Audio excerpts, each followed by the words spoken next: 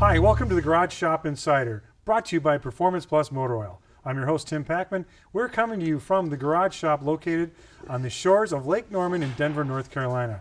And what better person to tell us all about this place is the creator, founder, and the crazy SOB that put this all together, Aaron Brown. Aaron, what is the Garage Shop, man? Because this place is incredible. You know, it all started a couple years ago. We went to Bonneville in 2007 with a Cup car. To replicate what Bobby Isaac did, and Ray Evernham gave us a Dodge, and Joey Arrington built a motor. We had Ryan Isabel involved as an engineer from Dodge, and we all kind of put this deal together in literally like 3 weeks. Ended up going out there. You know, Bobby's record run on assault was 216. The second pass off a truck, we went 244. Wow.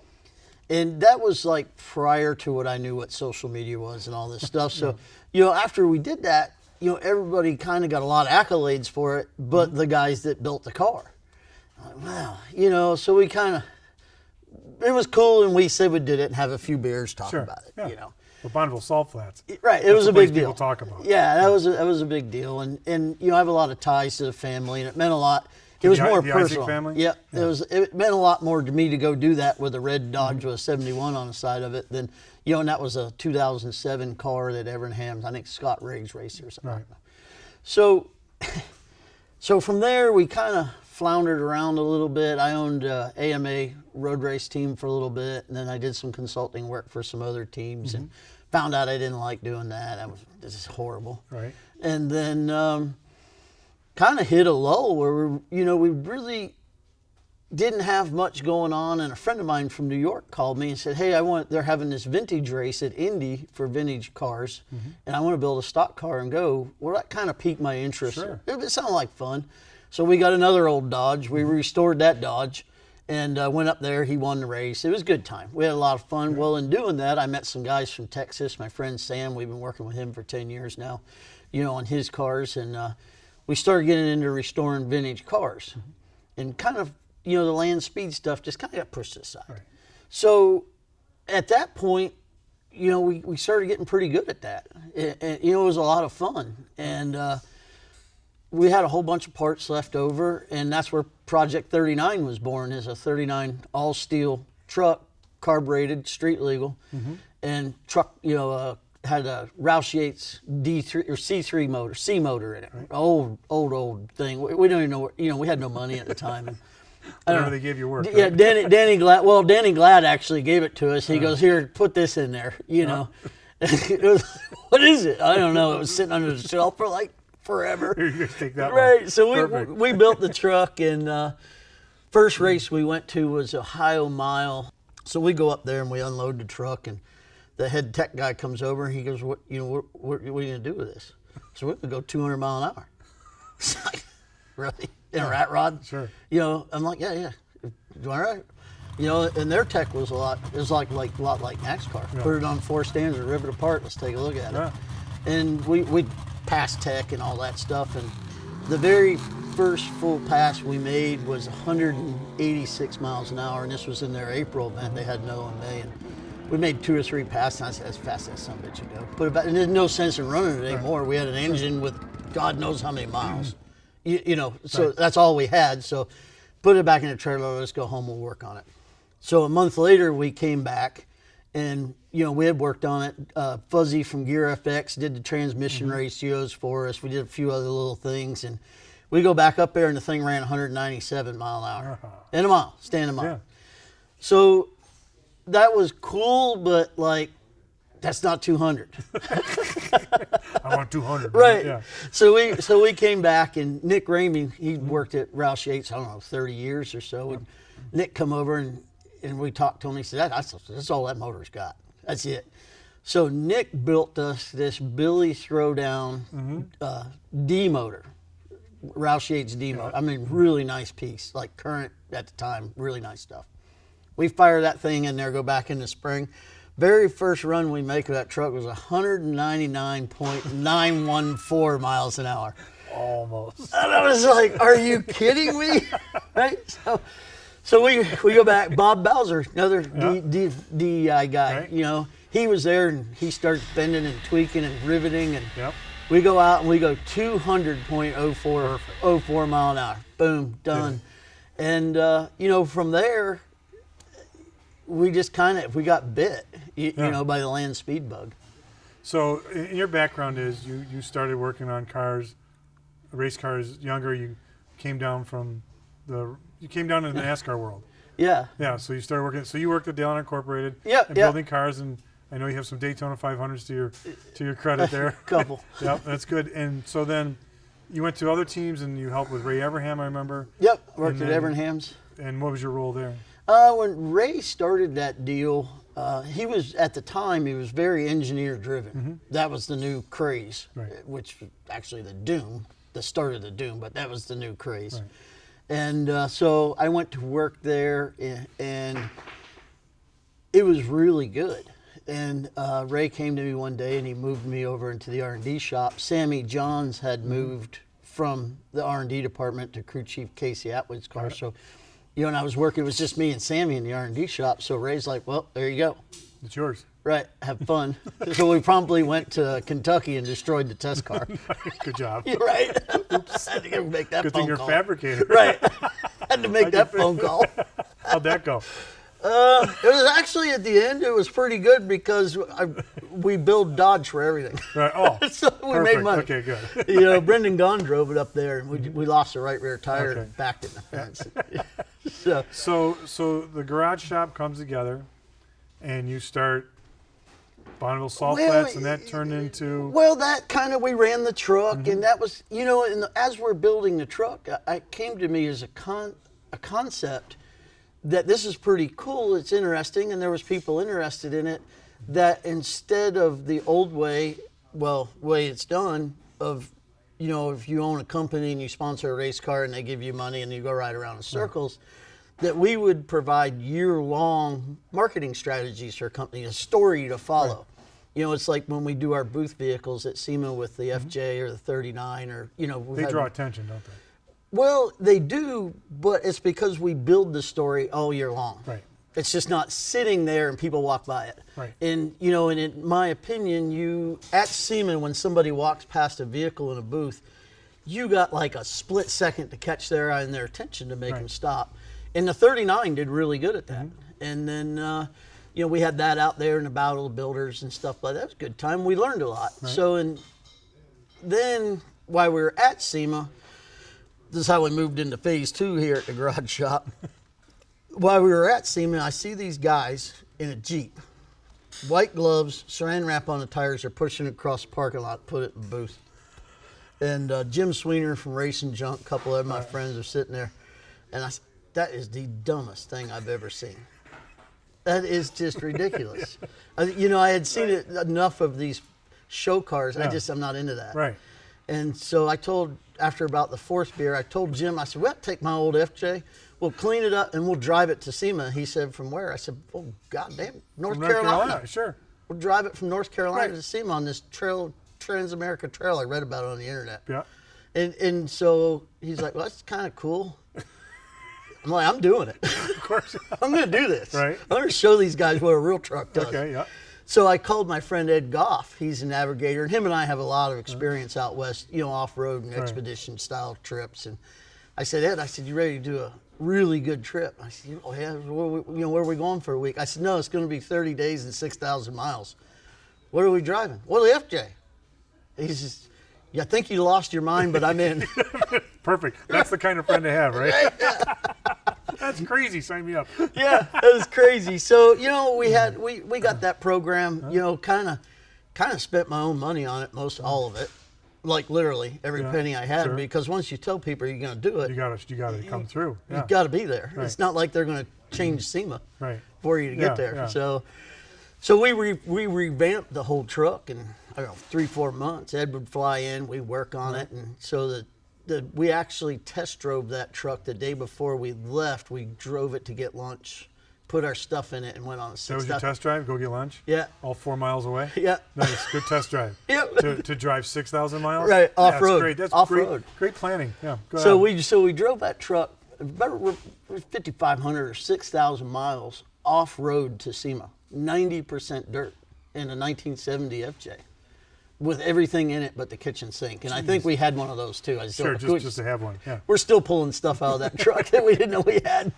So, and when we get to SEMA, Drew Patey from Safety Clean Performance Plus and Buddy Judy, they come over and they say, man, that was really neat. You know, we'd like to help you guys out next year. Yeah. I'm like, what? Oh. You mean like help as in? Push? What are we doing here? Hey. Yeah. So Drew's like, whatever it takes, we'll make it happen. We want to do another trip. Okay. A couple months go by, and Buddy Judy sends out an email. I kind of forgot all about it. And Buddy sends an email. Let's do the Oregon Trail. We have a branch in Missouri. Mm-hmm.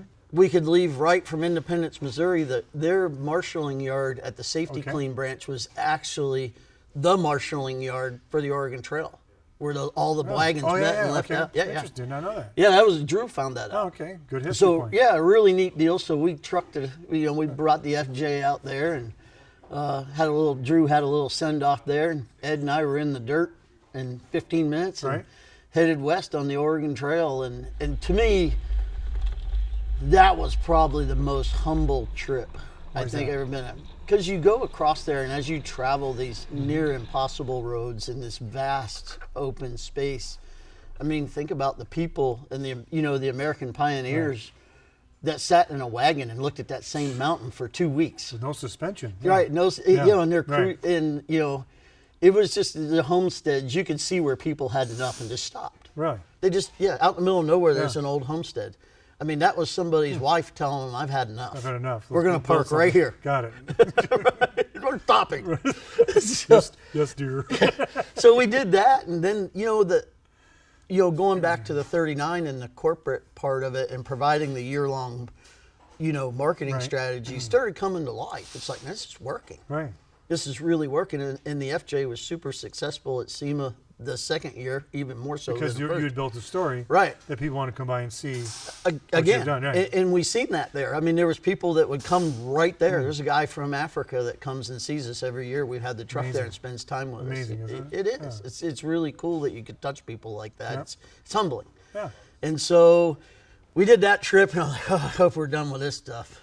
There's a lot of, it's a year-long project. Getting there is fine. Getting back is the... Yeah. It's just it's 2 months of your life. Uh-huh. It is an amazing trips, and you see some amazing history and meet amazing people. But it's mentally exhausting. Yeah. There's a lot to it behind the scenes, and a lot of people that make it happen. Right.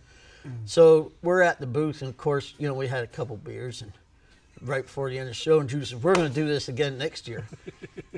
Drew, I said, "We've already gone east to west twice." He goes, "You're going to go from Canada to New Mexico and then back to SEMA." Oh. I'm like, "On what?" He goes, "The Continental Divide. What do you think about Oh, that?" yeah, because that... Go ahead. Yeah.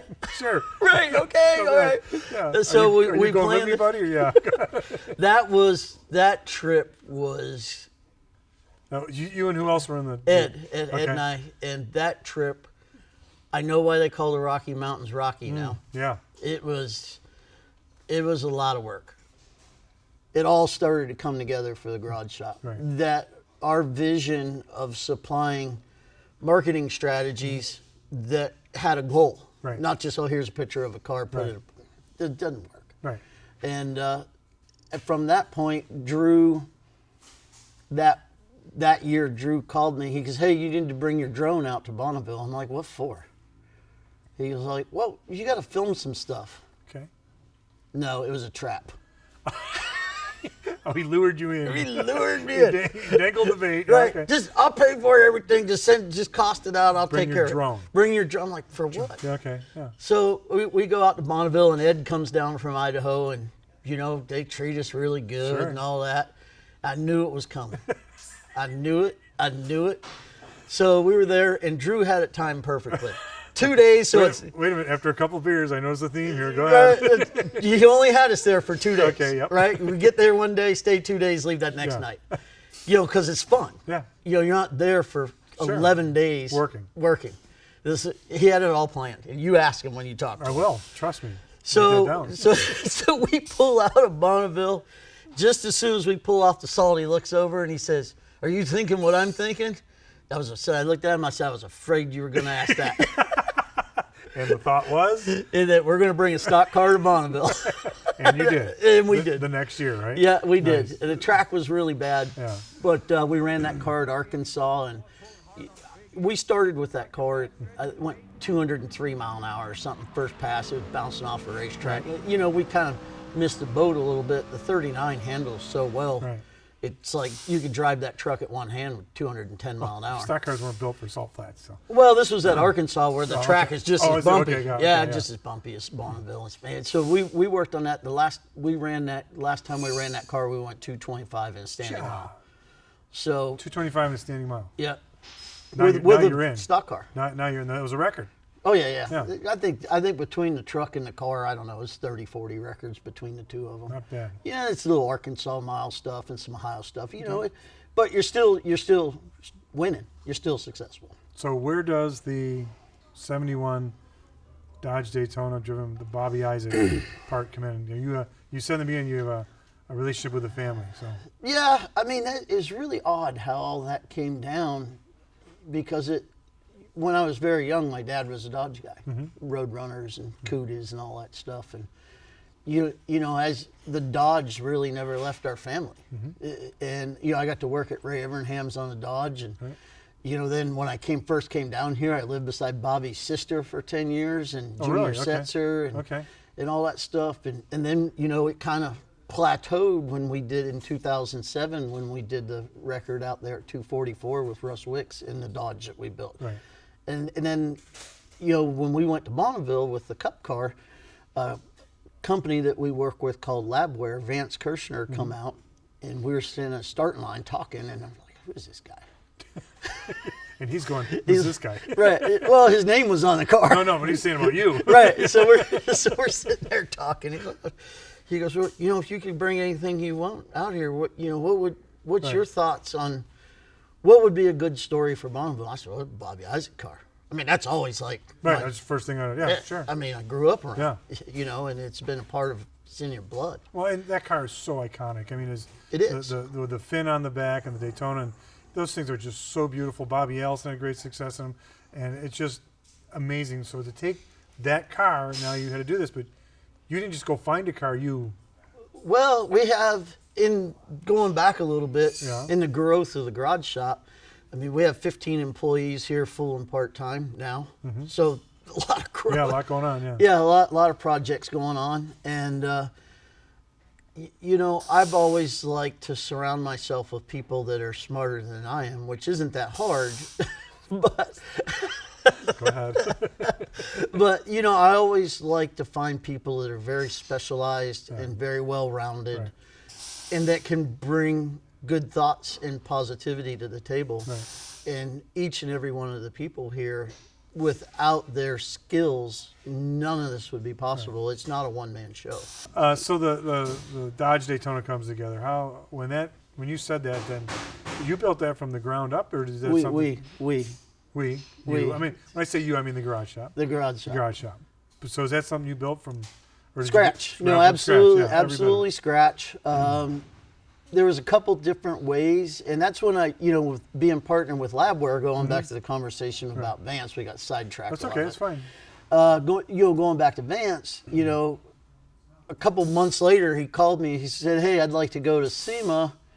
Can you give me some passes?" Yeah, okay. Sure. Yeah, no problem. So another couple months, I'm in the booth at SEMA with the Cup car with Performance Plus, and I get phone rings. Vance, hey, I'm outside the building. Can you come? Are you here? Yep. Yeah. I take him out the pass. You know, I got him his passes for him and his nephew, and they went off and did their deal. And we had dinner later that night. And he goes, "I thought about that Dodge thing you talked about. I want to be a part of that." So we made a deal. We became partners on that stuff. At dinner. At dinner. And he walked away. And I'm like, okay. We got I guess back. we're building. Yeah, I guess we're building this. And then he was off. He has some businesses in Africa and some other stuff. And he was off and doing advanced stuff. And, Right. you know, I'd text him a picture and, you know, keep him updated. Yeah. You didn't really hear back from him. But whatever. We're working. We're doing what we said we were going to do. Exactly. And actually, when he showed up, we were taking the car to the wind tunnel in raw metal. It was the first time you ever saw the car. Really, when it was all. Yeah, about 6 months in. It's the first time you ever saw the car. And from there, I think he really grew with the concept of what was going on. And from there, him and I decided that, well, one car isn't enough. Let's build a Talladega. You can't have an Aero War without. So real quick, you talk about the Aero Wars. Just real quick, what are the Aero Wars? To me, AERO, Aero Wars. Right. To me, the Aero Wars. Now, this is me personally. That's fine. That's fine. Is 1969 and 1970 when the development of NASCAR came unhinged. It came out of the box, and Chrysler built the wing cars. Ford built the Talladegas with the real. They built race cars and then put license plates on them. It's not like they took a street car and made a race car. Right. And to me, those guys back then, they had an open do whatever they want. Right. You know, NASCAR said, well, you got to have 500 of these Dodges to race it. In production. Right, yeah. So they built 500. Well, that pissed him off. Oh, you built them. Well, then, you know, Richard Petty wasn't going to run a Dodge. He Right. wanted a Plymouth. Yep. Well, then NASCAR stepped up and said, oh, you got to build like more than 2,000 of those things. Okay. So that's why there's way more Superbirds and Daytonas. Right. You know, so Petty could race that, and NASCAR said, you're not getting away with this. And then, of course, you got Ford over here and Holman Moody doing the same stuff. You know, everybody's like completely out of the barn. All look different, yeah. Yeah, everywhere. Right. So, you know, that's when we decided to build the Talladega. Right. And that way we could have the pair. And the way we built them, I like to say, is we took a concept. Right. And if they had all the technology then that we have today, well, what would they build? True. And, you know, those guys built the very best they could with what they had then. Right. So if you know. And that's when cars were built. Like fenders were made. Yeah. And everything was made by hand, which is what you do here. And so we wrapped a Dodge Daytona and Talladega body around a cup, you know, a brand new cup chassis that was custom made for the wheelbase. Right. You know, because the current cup cars are 110, that car's 117 inches. Right. Yeah, big. So there was a lot of engineering problems to overcome to adapt to marry these two together. I mean, loads and loads of stuff. And then, you know, the Ford with the Roush Yates FR9. And So then that's the motor you have in there? Yep, that's what, you know, so we got the FR9s in there, and then, you know, the Penske Dodge motors in there. So it's kind of an epic battle of titans here. So did you find when you went to these guys and said, hey, we're doing this, that they were very receptive of it? Because they're like, oh, wow, that's pretty cool. I want to be involved with that? Like the Yates and the Penske's in that? Or are they just kind of like... Well, those guys, you know, going back to these projects, you can tell people, oh, I'm going to build a Dodge Daytona, and they're like, yeah, okay, right. You know, I always like to build it first and then tell people what we're doing. Got And that's what we did with the Daytona. Got it. You know, a few people knew, and they're like, you know, if I said, hey, we're going to build a Dodge Daytona stock car from scratch, what do you think would happen? I mean, it's hard to conceptually imagine that. So then you built it. Then we tell people. Then you showed it. Yeah.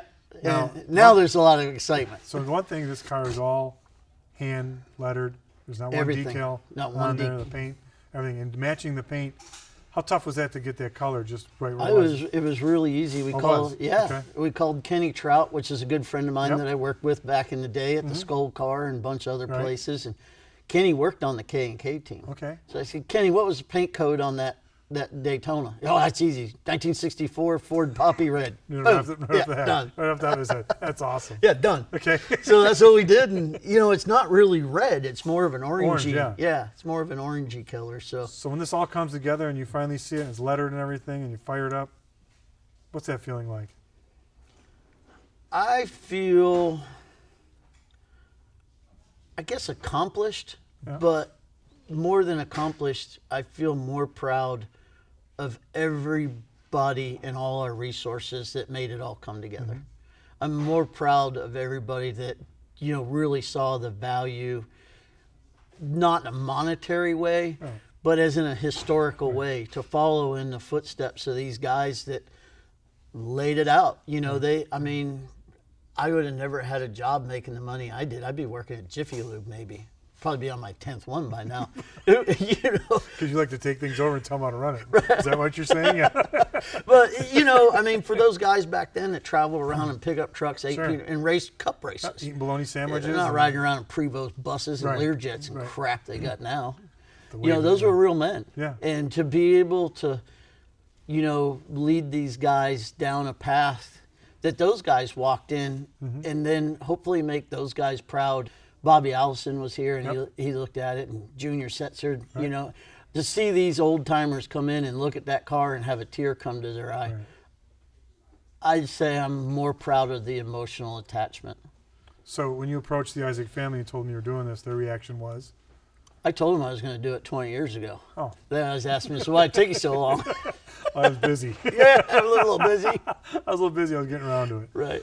So the reaction when you put this out on social media and other things you've done, it's always been like, wow, cool, holy car, look at that. Where'd they get that? And, you know, since knowing you, since I've been talking with you about this, I go, oh, they didn't get that. They built it. And you built it. I see you as the garage shop, okay? I didn't know. Nobody knows. Everybody knows you didn't build it. It's a we. When the garage shop built that, it was a very cool thing and an accomplishment, and people are now drawn, and now you're kind of putting yourself, so to speak, on the map out of this shop in Denver, North Carolina. Well, I don't think it's so much it's on the map. I think it's really good that we're in a time and place that where these guys have a place to come and work, and they have input, and it's valued. Right.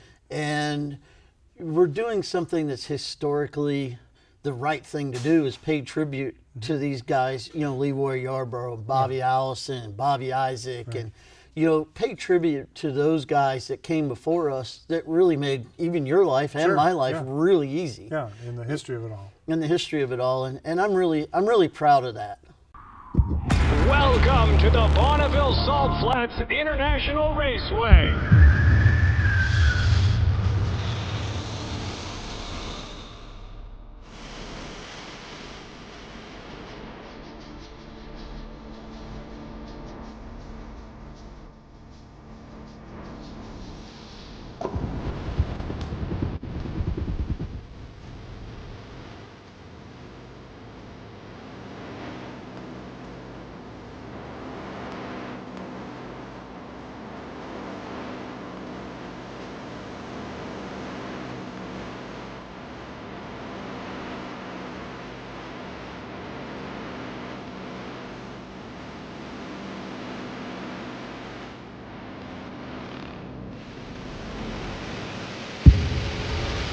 Next up on the course, the number 71 Bobby Isaac dog.